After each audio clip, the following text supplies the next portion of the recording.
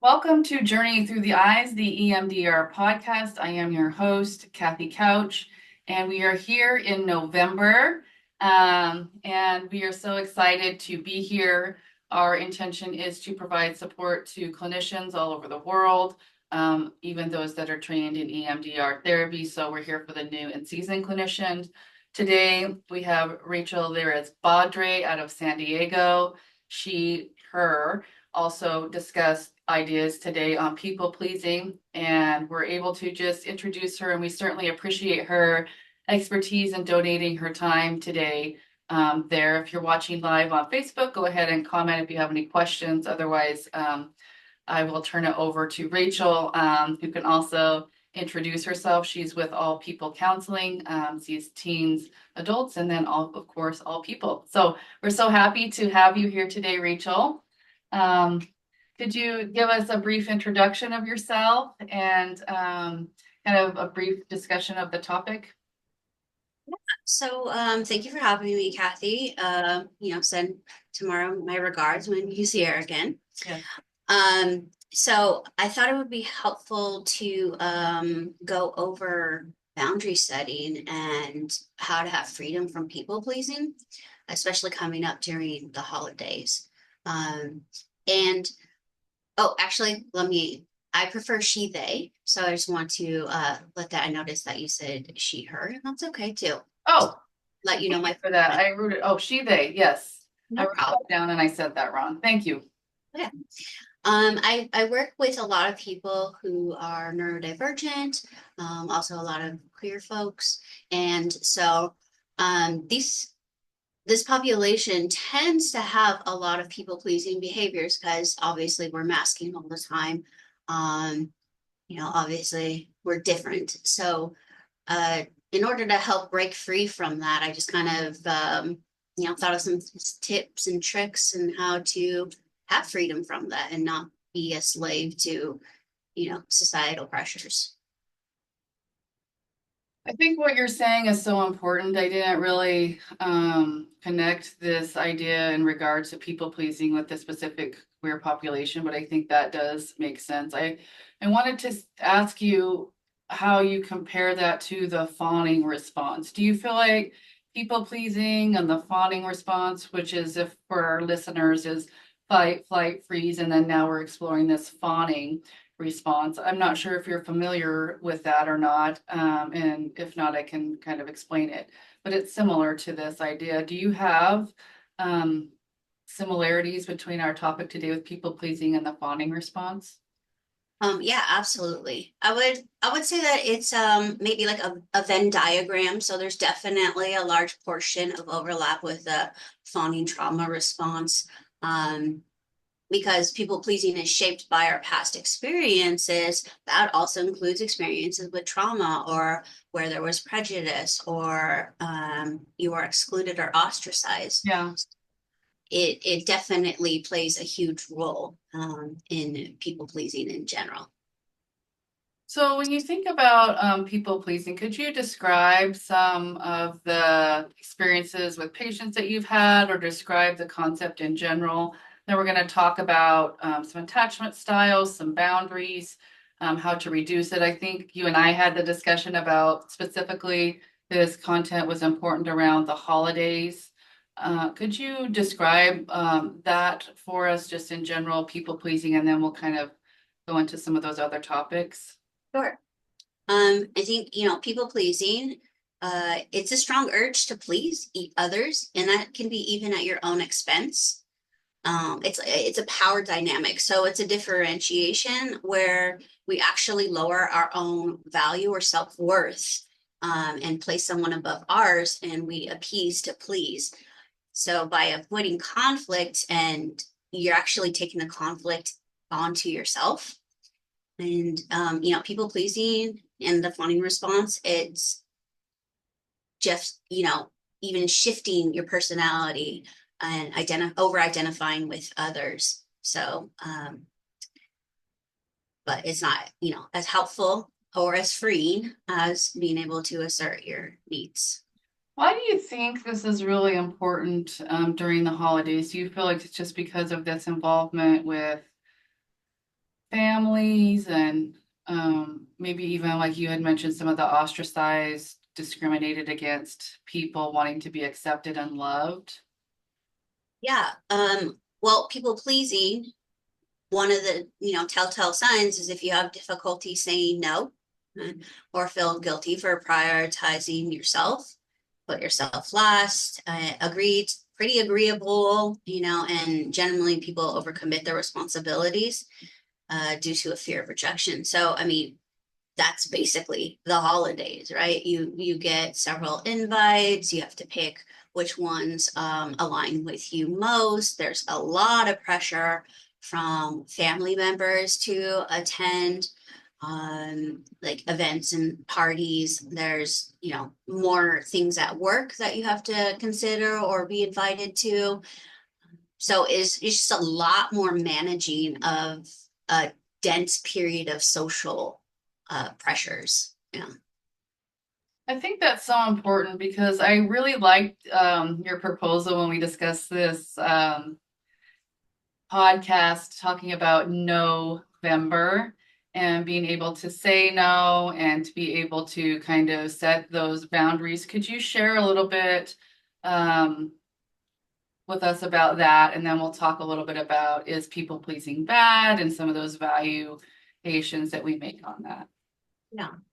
So I think no is for November. It's the time where you're going to have the most challenges in regards to reducing people pleasing. And so it's just a really good opportunity to practice the skills and develop that boundary setting. I also, I'm curious, as you look at this idea of is people pleasing bad, I think we look at this idea of people, that have had, I'm reading this book by Lindsay Gibson. It's called Children of Emotionally Immature Parents. And the book talks about, these parents that are, disorganized attachment. They're not a secure place to land. Maybe they have some of their own issues where they're not able to fulfill what the book calls this healing fantasy, where the patient, their person is able to sort of get all of their needs met by the parents. And so I think in that book, they talk about it. There's a lot of feelings around people pleasing being bad or thoughts about ourselves as not being connected to parents. When you think about this idea of people pleasing being good or bad, how do you think about that for yourself and your patients? Well, I mean, just like everything in life, there's no black and white. It's on a spectrum, right? Nothing is, bad. People pleasing, it has its place. It's also incredibly common. I would say most people use it to some level every day, especially in the workplace. And sometimes it can even be useful. So, uh, it's not bad in itself. The challenge is when your level of empathy um, gives you pressure to uh, care for someone else and their needs above your own needs. Okay, so it can be definitely unhealthy, and it can lower your self-worth. So we don't want to use it all the time, but in ACT therapy, for example, I don't know if you're familiar with the beach ball metaphor, but it's just kind of like imagine, being at the pool and all of a sudden there's just this beach ball like keep slapping you and you're like, what? That's super annoying, obviously. You want it to go away, so you just kind of like press it down over here on the water and under the water surface, and it kind of goes away for a second, and then it just pops back up when it slips, and try to do that again. Use more force to like press it down and avoid that uncomfortable thing or push it away because it's bad. And eventually it's going to slip. And when that happens, it's going to have even more momentum. So the more momentum, the more pressure you put to avoid it, the more momentum that it has. We actually just want to kind of like gently expose it to us. So that way, it can even be sitting there next to you, just, so it's not driving the car necessarily. But we don't want to get rid of this part. We don't want to completely avoid it altogether. And when you think of the attachment styles, I think this is really important because we have these ideas of avoidant attachment. And I think when we were looking at these attachment styles, I just remember in college where they were talking about these ideas of infants and attachment, where the secure attached child will go to the parent, explore, come back. The anxious attachment will, go facilitate back and forth. The avoidant one will just go and completely go on their own. And then there's a disorganized. So I think I really like that image there. When you think about sort of the beach ball experience with ACT, how do you hold that together with these attachment styles that we experience in relationships? Yeah. So we were talking about trauma earlier in the fawning response, so that can definitely kind of align with attachment styles. People who are avoidant attachers, they're likely going to feel like their boundaries are intruded far more upon. They're going to put more pressure and they want to like push away a little bit more, so they feel comfortable. And then on the other hand, opposing, we have the anxious attachers. They're more likely affected by the distance and crave that, and so they may actually be the one intruding others' needs for space. So we see this a lot in relationships, like, anxious attachment, avoidant attachment, they're like magnets. So like when people are dating, somehow you're like, oh, it's balance. Yeah, it's usually pretty different attachment styles. And then we also have the disorganized attachment, which is a combination of the two. And you seek intimacy and love, but you push others away. So it can be, you know, thinking about that, thinking about the holidays, how close do I want to be to others? Do I want to not go to this party and just avoid it because I don't like the people? Do I go even though it's family because it's family? So there's going to be no advice is like one size fits all for anyone. So there's going to be different things to consider in regards to your attachment style and how you use people pleasing during the holidays. Yeah. I think one of the things is to make sure that it's not necessarily bad, that there are, like you said, good things that can come of it. But when you sacrifice yourself, when your own soul is sacrificed, or, in IFS, it's called self energy is compromised, that part becomes bigger than the self. I think it can be really taxing for people. It can be really upsetting. It can also be almost like a drug as well because of this anxiousness that's happening. They feel this need to people please so that they can get their needs for attachment, love, and belonging met. So I think as we discuss these with patients, it's really important to validate that you're your only person that's going to be with you through your whole life.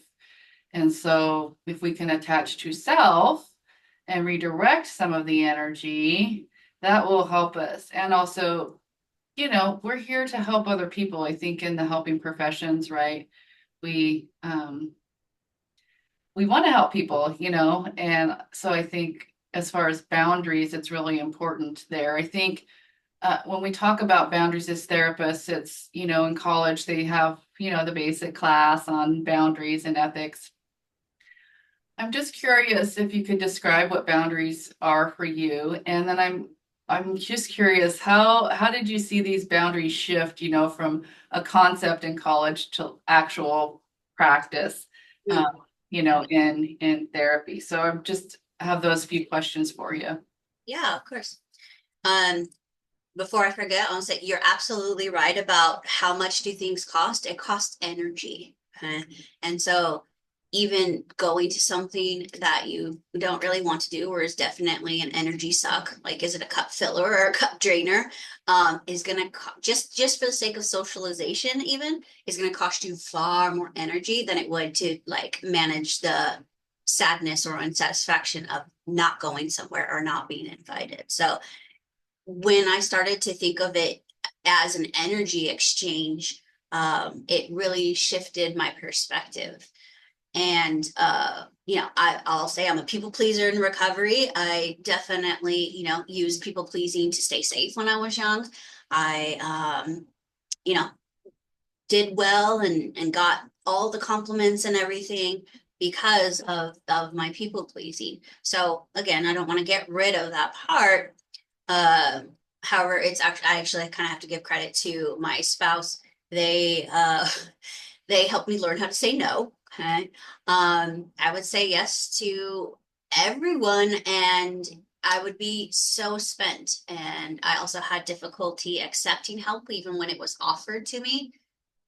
I don't know anybody who has endless energy. I sure as heck don't. So, um, it just that's that's how it has shifted for me. And now I would say I'm a professional boundary setter. It's not something I have challenges with anymore. So there's definitely, a spectrum and, learning to it. So, yeah, definitely life changing because some people are saddened by me saying no, and I ultimately have to do what's best for me.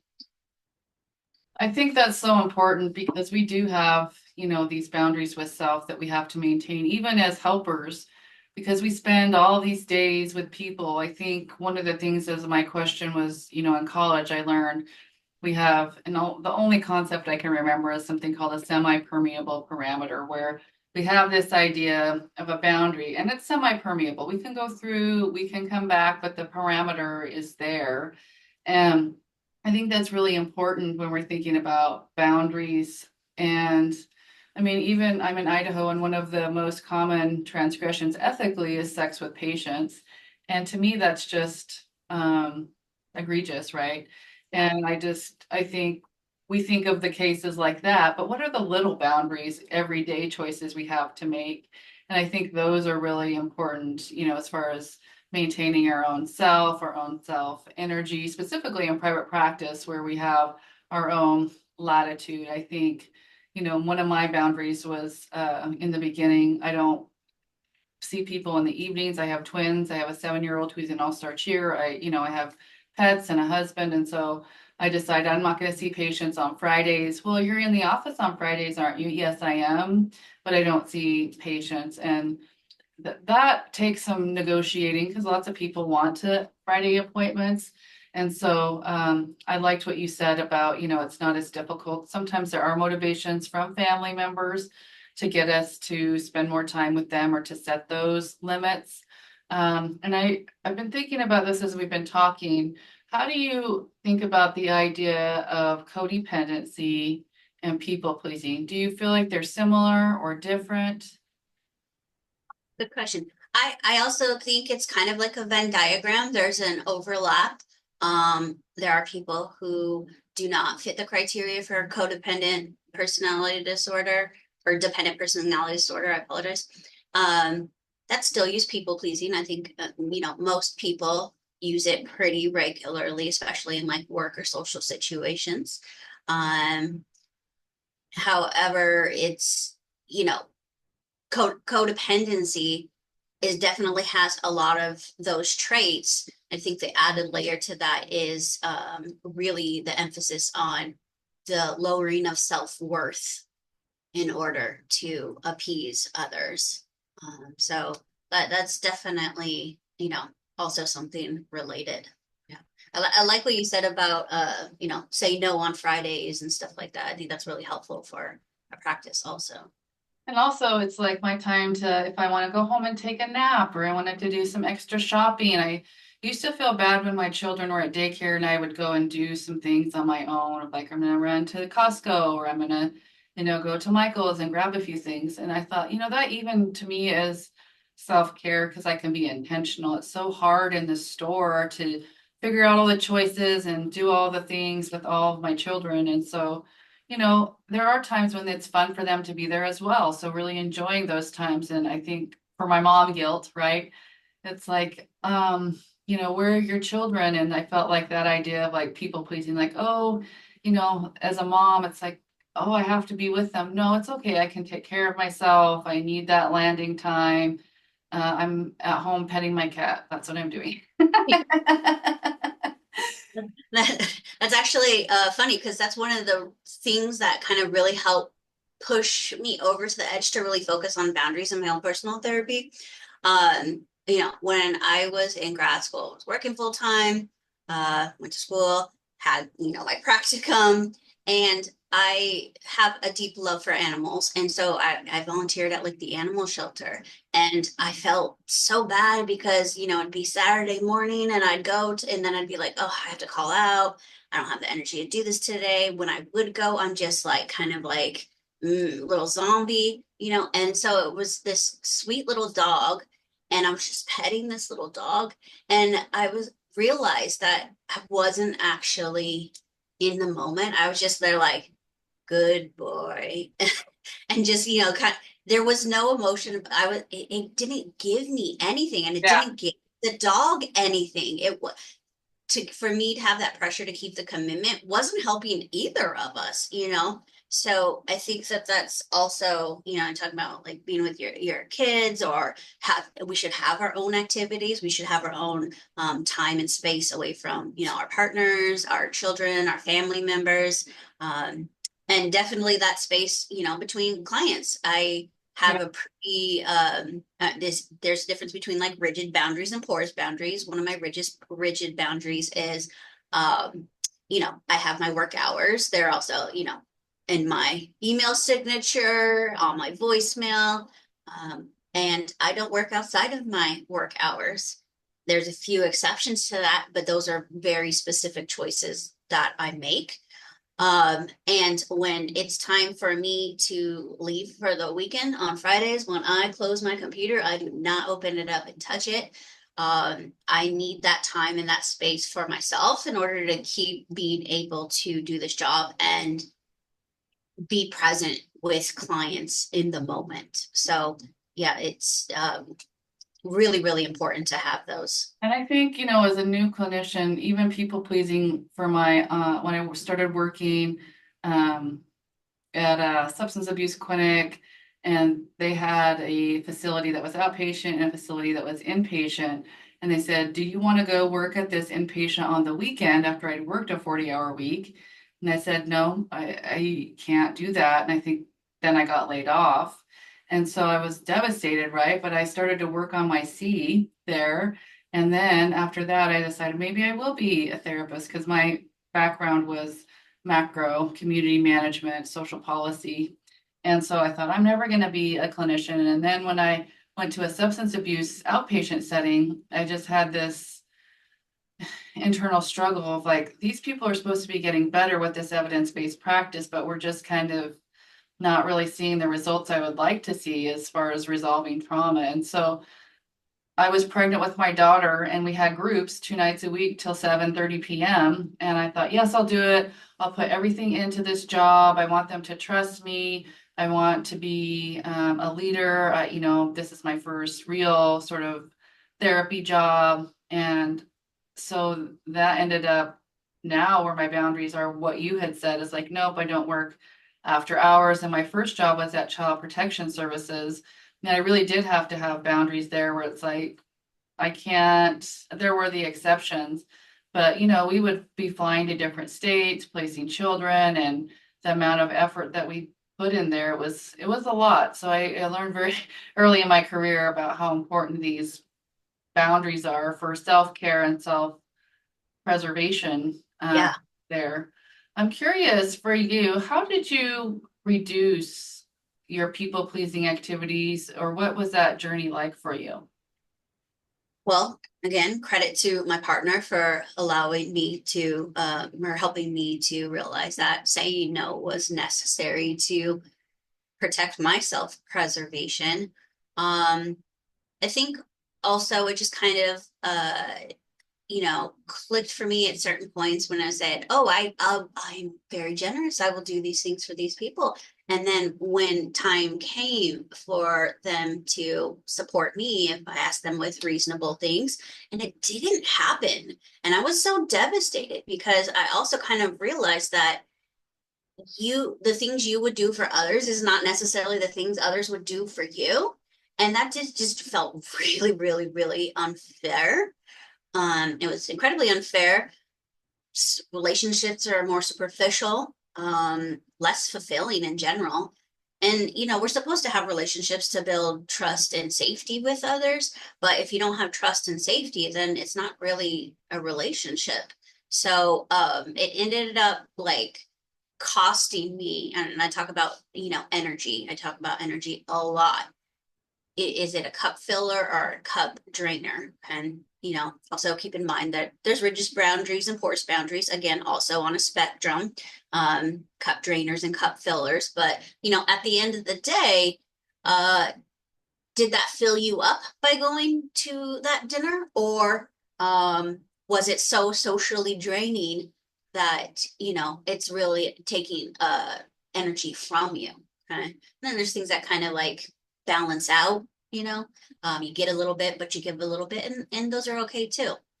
So, yeah, like by avoiding conflict, which I thought was, I'm supposed to be good. I don't get angry. I'm really slow to anger. And yeah, actually developed resentment for quite a few people. And that was on me. That was actually my mistake because I allowed them to not, I didn't communicate what I wanted and needed with them. So how could they meet my needs? And as well as, them not coming through and, for me when I needed them. So yeah, resentment, that one's a tough feeling. And, when we get to resentment in a relationship or friendship, it can be really devastating. Actually, I don't know if you knew this, it's on Brene Brown's special. Oh, But do you know what the emotion that is closest to resentment is? what is it? Okay, so everybody thinks it's anger, and that's what I would have guessed Me before. too. But from the Emotion Research Center at Yale, they figured out, and this was on her special again, it's closest to the envy. It's not closest to anger. It's far closer to Wow. the. Okay? And so if we think about that, it says envy means I want what someone else has. Like I want what I'm giving to other people. And so, resentment in itself is also not a bad thing. It definitely helps us see justice and fairness. And, then it's considering, do you want that person in your life still, right? And also that moral idea as well of like, I should be getting, I don't know if moral is the right word, value maybe. I should be getting what I'm giving. Can't you see how hard I'm working? This martyr kind of idea too. And so I really think that envy idea is a very good point because when we do envy that, what we give, and I really reflect back on what you were saying in regards to energy as far as I've been learning to test my own energy. If there's something I'm kind of like, I think I want to do this or not, or what am I going to do with my Friday? I have a general idea. I don't really set anything in stone because I'm like trying to just see where my energy's at. Maybe I will. These are some options. Maybe I won't. So really just not for myself committing to something so I can figure out what best needs or fits with me at that time.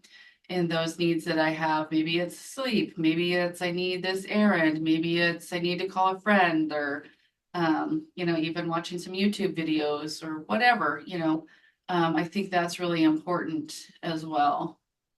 Definitely. Yeah. Yeah. And see, without like setting though, thinking about what I actually need, we begin to lose, our own self-identity. If you have all your social events matching up with some, your partners, you do all the same things, like then it's, do I actually like this or do I do this because my partner likes this? And when we get to, the point of having resentment and then saying like, hey, is this really fair? It helps us build self-awareness, a self-identity, and actually helps you learn to love yourself. So boundaries, really, really help with that. And it's always about relationships too. I think what you're saying is sometimes, people in our lives either, force us, or we've had a really hard situation of like, I really know now why I don't do this behavior anymore, or why this is important to me as well. I think sometimes I have to have that lived experience before I can be like, oh, this is my heart. What you had said is what's my porous line or what's my rigid line, to have those more rigid lines of like, no, I need to just leave everything there at the office, shut my phone off, uh, and be able to just breathe a little bit and be able to have myself as a full self giving, to myself. And I think it's just hard, doing momming and owning businesses and making sure that we have enough in our cup. Sometimes I remember when I first like went to a hot tub on my own as self-care, it was like, oh my gosh, who's gonna know? This imposter syndrome. And it was like, it's fine. You can do this, go swim, take a break, relax. You tell your clients to do it all the time. Yeah. Practice what you preach, right? Uh-huh. And so I think in this season of people pleasing, some steps you can take are to really reflect on your needs and do what you had said. Like, is this really something that I want, or am I other centered, I guess, in this idea? Am I doing it because I think I should, or because they want it? And I think that's really important as we kind of go through. Um, that would be a first step. The other step maybe would be to be able to figure out, is this relationship a giver, or is it something that's taking? Is it a give and take, or is this person just a taker? I saw a TikTok and they were talking about 5 things about people in your life. And one of them is, are you living to meet their needs? Do they ever meet your needs back? And when you stop meeting their needs, they're gone. And I thought, okay, so really recognizing those types of relationships that maybe you're giving to, evaluating what are you getting though? Because sometimes that can feel selfish, but there's a difference between self-care and selfish. And like you had said, sometimes people don't like it, and we have to be okay with that. Like, yeah, that's my limit, and sorry, but that's as far as we go. Definitely. Yeah. It's really important to understand your needs, especially, being a therapist. It's a really energy draining job. It takes a lot. Some people sit in a meeting and it might be boring. It's also different to, at work, it's also different to sit in a session and connect with someone and mirror them and put your personal things on the side. It takes a lot of energy. So really identifying, and again, we learned this through practice of like, oh, why do I keep doing this to myself?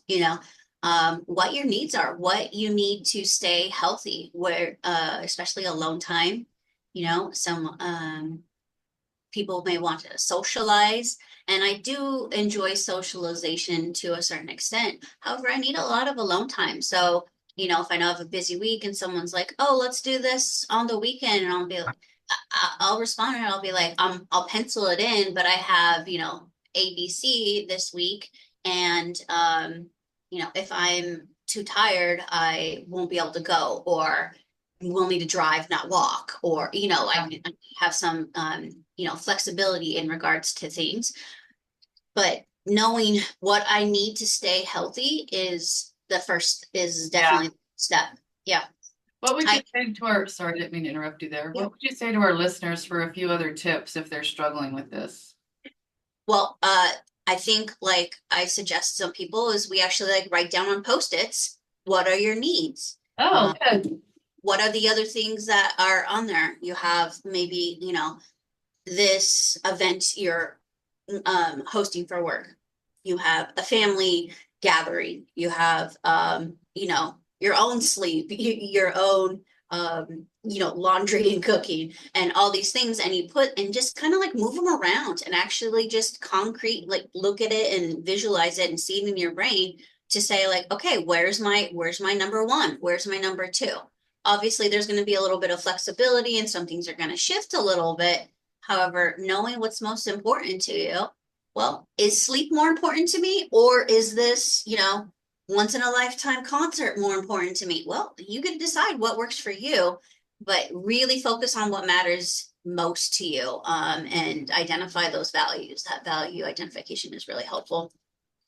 Also, people pleasing, we're talking about setting boundaries. Don't feel obligated to accept every invitation. Don't, it's not helpful to feel the pressure to participate in every tradition. It's perfectly acceptable to allocate your time and energy to what you find most valuable. And when you're saying yes to someone else and it means no to you, that's going to be definitely an energy sucker, right? Like that's draining the cup. And so it is okay to say no gracefully. I also think this is something like modeling is really, really helpful with, when people see that you are able to set these boundaries, say no gracefully. It, gives them examples and they learn by it and they can practice it. So I come from a family where it was like, it was on the calendar, it's happening. Like there's no flexibility. And There was no penciling in. there was no penciling in. It was hard, it was a hard line. It was, if you're sick, you still go to work. And I think maybe some things changed since, the pandemic in regards to tolerance of people being sick, but really that's not helping you. Obviously you're sick, but it's also like putting other people in jeopardy of being sick. So this, pressure to say yes and do things that really don't benefit us and benefit others. We gotta, role model that for others to do, because that way is not helpful and is, dying. So, I also think like over apologizing, that tends to happen, especially when you're like, oh no, I can't do this because I have to do this and this and this. And I'm like, I'm really sorry. And I really want to, and, just, you don't need to apologize. And when you actually do that, it communicates to the person that you're trying to set the boundary with that your boundary is very porous, like the sponge, right? There's a lot of wiggle room. They can more easily push for their needs to get met, and you'll fold more easily, right? So we don't really need to justify anything. Also, no is a complete sentence. They don't need to understand your boundary. They just need to respect it. So you can say like, I won't be attending the holiday party this year. No, that's it. You don't have to. You're saying this, let your yeses be yeses and your nos be nos. Yeah. Yeah. You don't, nobody needs to know your life story or justification as to what or why you do things. That's a really important one, because a lot of people are like, well, I'm not in a place to do that right now. And that's enough. I think we want to over apologize, or I think I've been hearing this idea of over functioning as well, to be like people pleasing. I'll give all this energy out, and then in the end, it's like you don't have any inputs. And so I've been thinking about this over functioning idea as well. It's part of people pleasing, and also just validating, like, you did good. You did set your boundary. That was great. For yourself, be your own internal cheerleader of like, you're making progress. Maybe you didn't win that battle with this boundary, but look what else you did. Right. That's really important, that self-validation, because sometimes we can feel like, oh my gosh, this people-pleasing thing is so huge. I'm never gonna set all these boundaries in all these situations. Just start small, start with one, validate what you're already doing. I think that's really important. So we fill up that adaptive information in EMDR sense. So Yeah. we can begin to explore that a little bit more. Definitely. And definitely review your progress regularly, because sometimes, especially when working on reducing people pleasing, it feels really slow or impossible. However, just with all progress, it's usually like 4 steps forward, 1 step back. Just keep in mind that you are actually still 1 step ahead of where you were. So you know, keep being that cheerleader, keep reviewing your progress to build the momentum, because there can definitely be some challenges and setbacks with it. And I think it's also like helpful to just, have the knowledge that healthy relationships require difficult conversations. So getting used to the discomfort, because a big motivation for people struggling with people pleasing is the conflict avoidance. I don't want to start a problem. I don't want to make someone else upset. So really, know your values, state your boundaries, state them beforehand if you can also, if you of like, I have to leave at this time today. That's going to be better than, 8:59 rolls around and you'd be like, I got to leave. And then people are like, what's going on? So that's a good point too. Have those, ideas and boundaries determined ahead of time. And, when you avoid the comfort or try to do the Irish goodbye, stuff like that, it's just the beach ball. You're just keep pushing it back up. It's just going to come back up with more intensity every single time. So it actually grows the anxiety and increases conflict avoidance when we don't do that. So, yeah. So any last tips for our listeners that you would like to share, some parting thoughts or things maybe that you'd like to say before we surrender you to your Thursday? Okay. Yeah, sure. Some tips and tricks. Okay. Number one, when I'm working with clients, I will say your perception is skewed. Okay. Your perception that you have is based on your past experiences and others' past experiences with you. Mm-hmm. So if you are expected to be nice and you're slightly away from one step away from that, then that's going to feel like a giant leap for you and others. Okay. It's actually kind of funny because there's a trend on social media about being in people pleasers, like being in their villain era. Oh. And so, it's a thing like, and then somebody claps back and they're like, this is just somebody politely setting healthy boundaries. So it feels very grand for you and maybe the person you're setting the boundary with. However, from the outside, it just looks like, no, I'm sorry, I can't do that, Wow. Yeah. So your perception is definitely skewed. Set the expectations early. It's easier than bringing it up later and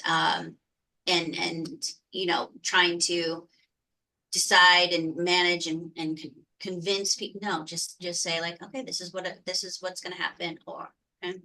I like role playing. Role play with the trusted friend, with your therapist. The more you can strengthen that neural pathway, the easier it becomes, right?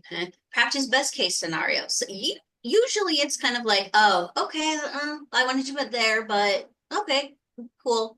Then practice that worst case scenario, So I also, say start with small changes. You mentioned that. Very, very, very important, because if you come into like family dinner with like gunslinging, that is not going to go over well at all. Start with coworkers, start with friends. Jumping into the lion's den is going to, be a lot more challenging. Professional people, professional knower. Okay. I am, and I can still run into challenges with my family in regards to boundary setting or people pleasing. It's just there's the toughest crowd. Okay. Yeah. Also, and this is not usually a challenge for people pleasers. Just respect is a two-way street. Validate their needs. We need that for constructive communication. Try to use I statements, things like that. When we put up this huge rigid boundary, and it's new also, it can become more of an argument, right? So let's see. A couple more tips. Use somatics to give you clues. So think back to like past situations, and I have my family members, they tell this story about me in regards to my weight when I was little. And oh man, I would just think about it. My cheeks would just be like so red and flushed and everything. Oh, And so when I'm sitting with my family members and I feel my cheeks get red and hot, I'm like, ooh, that's my cue. Okay. So I know that's when I need a boundary set. And I was like, I've asked you not to say that story before, um, that's that time to assert yourself because your body is the thing that sends the chemicals to your brain to interpret, right? yeah. So your body will always know before your brain does. Um, make sure to seek support. So maybe check in with friends or talk before or after events and everything with the holidays. And then also check with them to make sure you're not trauma dumping, just be Yeah. like, hey, this crazy situation happened at my house. Is it okay if I talk to you about this? So, boundaries in regards to what we do and share as well. Take alone time, go take breaks in the bathroom or in the car if you have to. Say no, relax at home. Be as gentle to your nervous system as possible. And I think this is also like really important. If you're hosting and cooking is really stressful for you, yeah, that's not going to be a good conducive environment to help practice boundary setting, right? Sleep well the night before, get a massage if you have to, delegate tasks, order a catered meal, okay? The more tapped out your nervous system is, the much harder it is going to be to develop these boundary setting skills. Lastly, they make noise reduction earbuds. So I work with a lot of people on the autistic spectrum or the autistic array, and sensory challenges can come up. So if you use earbuds that reduce the sound that is received, but you can still hear. There's brands like Loop or Decibels. It reduces that, and that really, really can help with reducing triggers. Or you can set on your smartwatch. You can set a decibel monitor, and being in environments over 70 decibels can exposure to that can Oh, lead to I hearing didn't know that. loss. That's good. Yeah, so set that on there, and that's your reminder. So you see this little decibel meter going up. Normal conversations like kind of about 60, but when you're like, oh, when it goes to 70, that's when I need to leave the situation. That's when I need to leave the room. That's when I need to take a break, or yelling, shouting. If it gets to like that, yeah, not necessary to be there. And then also I want to say stay safe. So if loosening the boundary keeps you physically safe, that should always be your priority. Yes.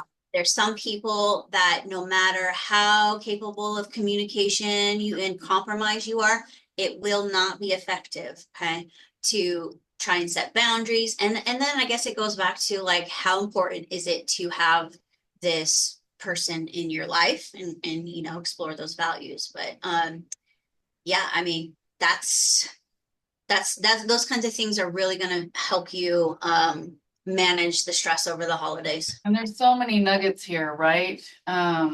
So I think what you have said is so much good information today. We certainly could go on, of course. Oh, yeah. And I just want to recognize you personally and let you know we value you. We value your work.